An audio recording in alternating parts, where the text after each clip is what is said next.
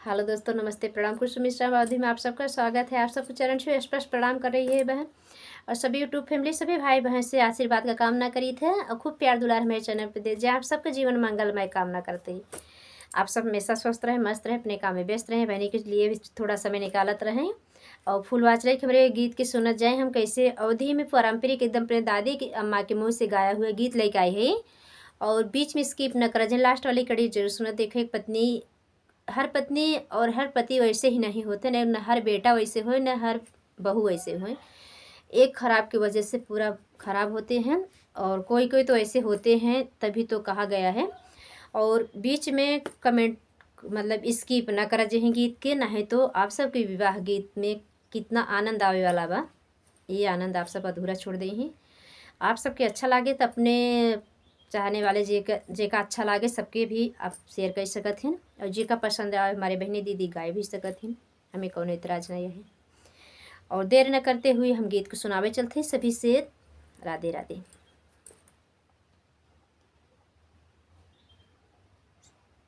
सुनवा बरनवा क दुलहे कवने रामा, मुंदरी बरन करी हाउजी, निहुरी की झाँकई दुलहे अपनी ओबरिया, कस धन मदना मलीन हो, पतरही सुनवा बरनवा क दुलहे कवने रामा, मुंदरी बरन करी हाउजी, निहुरी के झाँकई दुलहे अपनी ओबरिया। मतलब मेहरारू झाँकत हन, काहे उदास हैं। कस धन मदना मलीन हो, ओ बुद्धि उनका मन लेते हैं फूल बात सुन जाए। माया तो हार पिया मुँह नाही बोलाई, बहिनी बोलाई बिख बोल हो, लहुरा देवरवा मारई सोन छड़ियवा,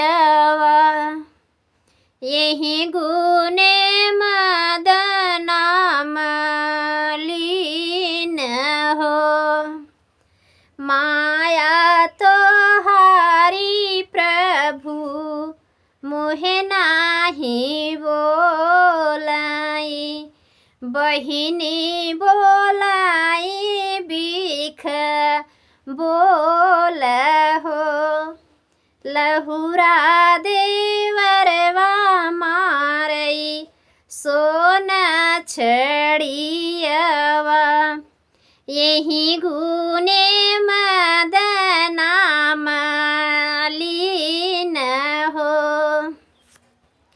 माया निसार बधन खड़ी धूप हरिया, बहिनी निसार बयाधी राती हो, लहुरा भैयवा भेजबई दक्षिणी बनी जिया, दुनौ जने करबई राजी हो, माया निसार बधन खड़ी धूप हरिया, बहिनी निसार बयाधी राती हो, लहुरा भैयवा भेजबई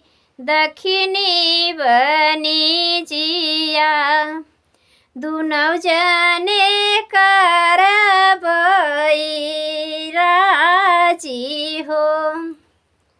माया तोहारी पिया पाकल यमवा, बहिनी बड़ेरिया काग हो। लहुरा भैयावा तोहारी दाहिनी बहिया, कैसे के करब राजी हो। माया तोहारी पिया पाकल यमवा, बहिनी बड़ेरिया काग हो। लहुरा भैयावा तोहार दाहिनी बहिया, कैसे के करब राजी हो। पत्नी अपन बुद्धि बताए दे सो पति अपने पत्नी खुशी रहे बदे देखा का कहतन। राधे राधे। फिर मिलते हैं नेक्स्ट वीडियो में। अपन प्यार दुलार आप सभी हमारे गाने पे से देते रह जाए। धन्यवाद।